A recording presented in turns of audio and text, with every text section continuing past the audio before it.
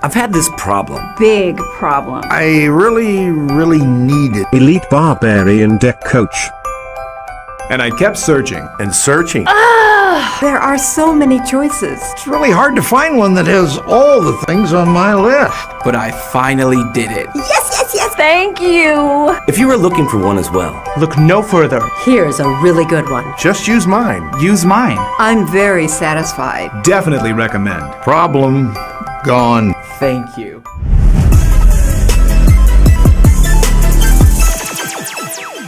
Hey guys, what's going on? It is Ash here coming at you today in Clash Royale. And guys, there have been a lot of changes to the 16 legendary cards. I can't believe there are 16 legendaries right now in the game. I remember back in the day where the Princess and the Ice Wizard were introduced to the game. Do any of you guys remember when those legendaries were added to the game and it was like, whoa, new rarity, legendary, and since then they've added 14 more cards. Today we're going to rank them because there has been a lot of changes, both in terms of buffs and a few legendaries that I think need a little bit of love, need a little bit of maybe a rework or a buff. We'll talk about all that and more in today's video. Let's go ahead and start the list off with number 16. So the worst legendary card, in the opinion of yours truly, is the Night Witch. Now, let me just go out and say that Night Witch is actually one of my personal favorite legendary cards. I love the card. I just think that her success is so directly tied to only Golem decks, right? If Golem is good, then Night Witch is good inside that one deck. I would like to see maybe a rework or a buff to Night Witch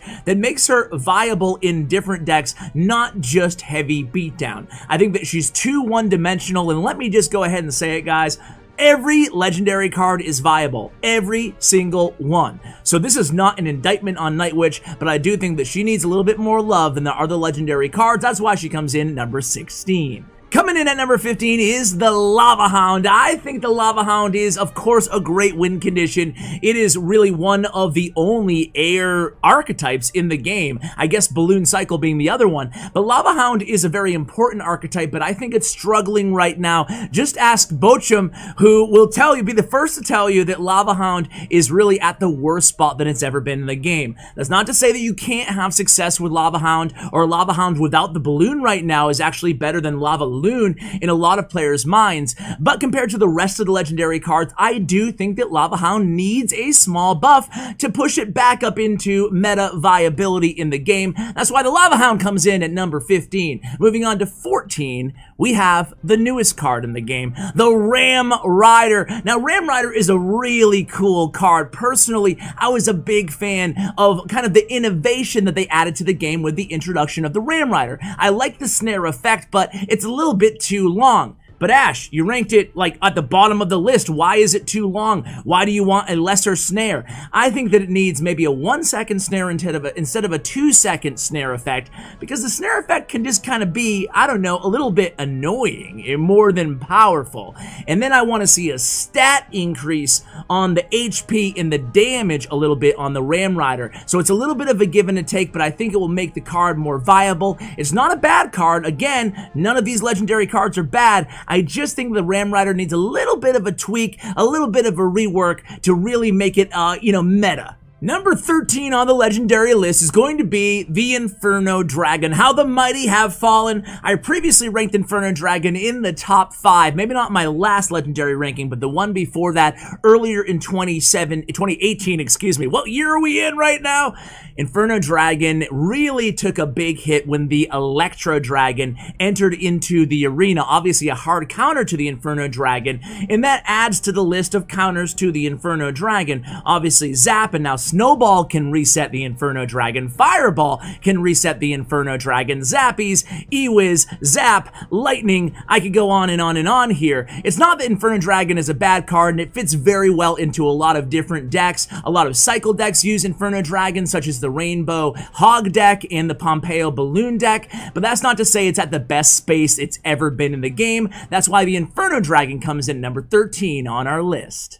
Alright, so number 12 is going to be the highest that I have ever ranked Sparky on the list. Now, some of you might be saying, hey, Sparky's actually good now, Ash. Well, that's the point. This is the highest I've ever ranked her on the list. I'm going to temper my expectations, but it looks to be that range, that secret range buff all the way to 5, not 4.75 tiles, is actually going to be the key to victory in a lot of situations with Sparky. Sparky appears to actually be meta.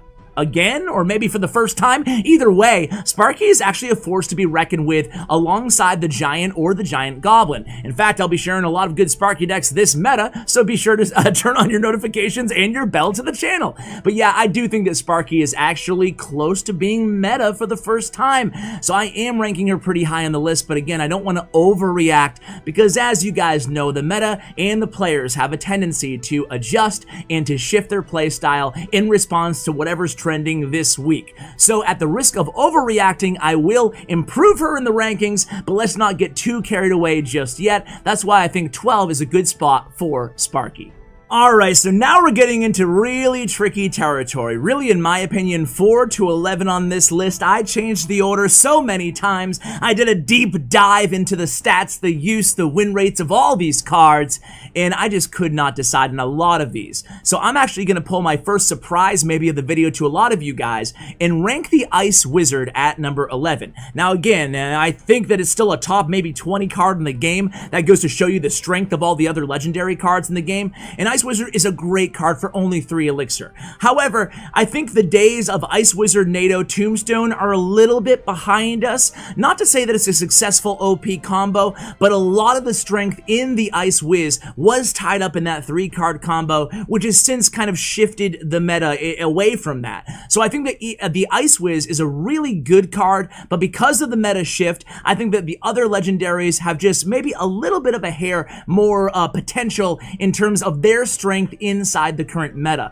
That's why Ice Wiz, with no disrespect, is going to be at number 11 here on our list. At number 10, jumping into an arena near you, is the Mega Knight. The Mega Knight seems to actually be viable in meta again, as with all the cards that we're going to talk about from here on out. Mega Knight, with the most recent buff to him, or not last balance change, but the one before that, seems to have entered the arena again and appeared in more and more decks. I shared a Mega Knight bridge spam deck, Mega Knight against Royal Hogs, which are making kind of a comeback, and against all the swarm in the game right now, Mega Knight can certainly prove useful. The reason Mega Knight is not higher on the list is because P.E.K.K.A. is still very popular, and P.E.K.K.A. is definitely a hard counter to Mega Knight. So Mega Knight, I think, is a safe at number 10 on our list. Rolling into the arena. Okay, I'll stop the cheesy, corny intro jokes. The Log is going to be number 9 on our list. I think the Log is an amazing card. You could really probably make a case that the Log is the best legendary card,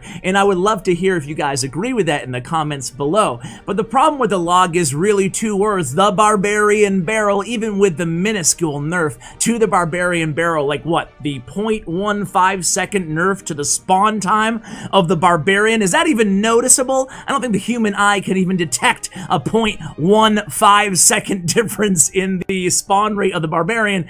But either way, guys, Barbarian Barrel just provides a lot of the same uses that the Log did or does, and in some cases it's better. Now in some cases, in other cases, the Log is better. So there is a little bit of difference between the 2 cards, but there's no doubt about it. In ladder, in grand challenges, in tournaments, the Barbarian Barrel has much higher use and win rates, almost double than the Log right now. So because of that, I'm gonna have to put the Log at number 9 on our list. But again, it's a great card and really the one of 2 legendary spells, right? Graveyard and Log, I think so. So it's an important card, but I'm gonna rank it right in the middle of this ranking video. Let's move on to the next card. So number 8 is Princess, and a lot of you guys have gotten on me on previous legendary ranking videos about me putting the Princess, well, a little bit too low. Ash, why are you showing no love to the best legendary in the game, the Princess? And the truth of the matter is kind of like Night Witch, I really associate that Princess to basically 2 decks, to bait decks, to log bait decks and to the Hog Princess deck, and that's about it. And because of that lack of kind of versatility, which is odd considering she's such an effective, good 3 elixir card, but because she only really finds herself in 2 meta decks throughout basically the history of the card, I feel that kind of limits her cap, her potential, and that's why I am reluctant to rank her higher on these lists. But nevertheless, she's still an amazing card and a very unique card. So the Princess comes in, again, right in the middle of this list at number 8. Number 7 is one of my favorite cards. A lot of my longtime viewers will know where I'm going here. It is the Royal Ghost. I stand by it. There's a lot of Royal Ghost haters over there in the comments, but the truth of the matter is he has invisibility, he has splash damage, he has a decent amount of hit points, he has a pretty heavy blow when he gets to the tower or when he gets to an opposing troop. So I think that Royal Ghost is just absolutely the epitome of value in 3 elixir. He does it all. He can be annoying with the invisibility, getting to the tower, even when he only has like a sliver, 1% of health left. He'll still take 300 HP off of that tower. He is a force to be reckoned with. That's why I make a strong case for the Royal Ghost, ladies and gentlemen, coming in at number 7 on our list. Coming in at number 6, he is back. That's right, it's the Magic Archer. Magic Archer feels like the Magic Archer again. He feels like a legendary card again. I just did a video with OP Sam, and he said that he thinks he's going to be meta and viable just like he used to be. Even though they didn't reinstitute the entire nerf, they didn't reverse the entire nerf, I should say, that they added a couple months ago inside the game. I think it blindsided a lot of people that they took such a heavy-handed hit to the Magic Archer. I'm happy that he is back in the game again. Nothing is more rewarding than when you get on the Princess Tower with the Magic Archer, with that perfect angle shot. Sometimes, you know, you didn't even mean to do it, but, you know, you fake like you did. You're like, yeah, I meant to do that. Geometry. And, yeah, I just love the Magic Archer. I think it's one of the coolest legendary cards in the game. I like his unique kind of, the fact that he can die by fireball, but the fact that he can be incredibly powerful when played not behind the King Tower. He can be most effective when played in front of the King Tower, and sometimes even in the middle at the river in a bunch of decks. So, because of that, I'm a big fan of the card. That's why he comes in the top 6.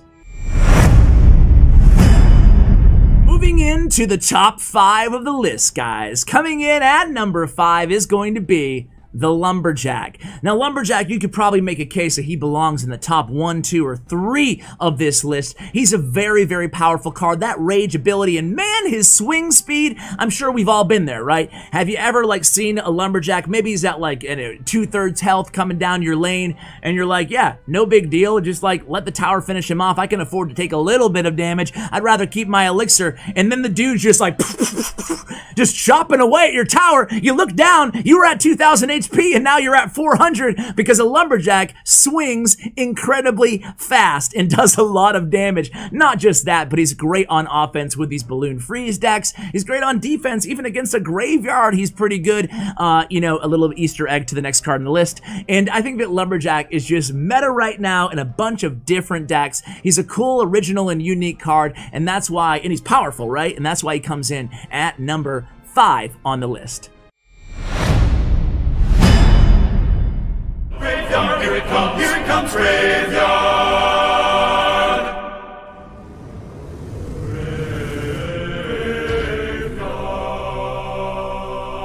Number 4, you guessed it. How'd you know? It's Graveyard. I think the Graveyard's actually in a really great spot, and it's because of the OP Freeze, at least in my opinion. Now that Freeze does damage, ergo killing bats and skeletons and doing damage to goblins and minions, allowing you to zap on top of it, it really added a huge indirect buff to the Graveyard. I think the Graveyard, either in the form of Cycle or Splash Yard or even heavier Graveyard decks, are actually really strong right now. You can make a case Graveyard even belongs higher on the list, I think, but for now we're going to put him at number 4, or him. Does Graveyard have a gender? I guess that all the skeletons are male at the end of the day. Quick gender check before we go into the top 3 here. We got Lava Hound. She's definitely a female. I don't care what you guys say. She has pups in her belly. She's a female, okay? Because Sparky, she's obviously a female. You can tell just by looking at her. And then, what else do we have? Night Witch, so that's 3 females. Inferno Dragon, I think he's a guy. I think he's a boy. A man? A princess, okay. Royal Ghost is a dude. Magic Archer, Lumberjack, Graveyard, Electro Bandit. Okay, all right. So we get an idea of the gender now of our cards. Let's move in to the top 3. Coming in at number 3 is the highest I have ranked Electro Wizard in quite a while, maybe ever on these lists. Maybe I have to go back to like a year and a half ago to find him in top 3. But I do think that the E-Wiz is a very versatile and strong card.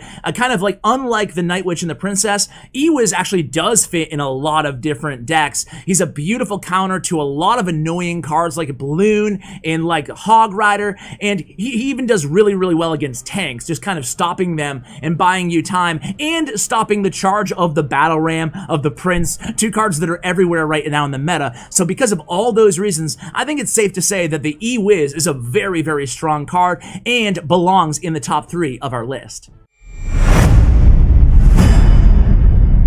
Alright guys, I'm gonna shock the world for the first time in a long time on these legendary ranking videos. I'm not going to put the Miner as number 1. I'm gonna put the Miner as number 2. Whoa! How the mighty have fallen! Now, in all sincerity, guys, I think that the Miner is still one of the coolest cards ever added to the game, but of course, it's becoming less and less sexy as time goes by and by and by in the game. But I do think that the Miner, he's great. I mean, he can be used as a win condition in Miner Cycle. I've said this all before in other videos, but he can also be used as a second win condition, or as a way to attack elixir pumps, or a way to attack and kind of snipe support troops. Like, for example, if you have a giant going down the lane, you can send in the Miner on that E-Wiz or on that Musketeer, and then kind of clear up the way for the giant to get to the tower. Miner is just so versatile and so strong. For 3 elixir again, it has a unique, one-of-a-kind ability in the game, and that's why I don't think he can ever be replaced. I don't think that the Miner, maybe Goblin Drill, right? I'm just joking. I don't think Goblin Drill is coming to the game, but I do think that Miner is just so powerful, and for that reason, he is at number 2 in our list. So that only leaves 1 card left on the list, guys. It is the Bandit. I am a huge fan of the Bandit. I think she is the unsung hero of the meta. A lot of you guys might be surprised that I ranked the Bandit this high. Maybe some of you aren't. Maybe you agree with me that Bandit is this strong inside the game. Now, does she need a nerf? Let's just throw that on the table right away. Does she need a nerf? I mean, I'm ranking her at number 1 of all legendary cards after all. And the answer is maybe. But I don't want to see it. You ever have a card like that where you think is super strong, kind of like me, personally, 3 Musketeers, right? Like, nah, I'm against the nerf, but for selfish reasons. And that's how I feel about the Bandit. I think that just the fact that her dash is so difficult to stop. You have to be very, very quick with it. Even if she's in the pocket, you need to get that timing down. And she's just the ultimate pressure card. She does so much damage when she lands a hit. And because of her invincibility when she's in her dash, you can actually use her in unorthodox ways, such as against a charging Prince, just to bide you some more time and put down those other units to help you out with the card. I think the Bandit's just so versatile. She belongs in,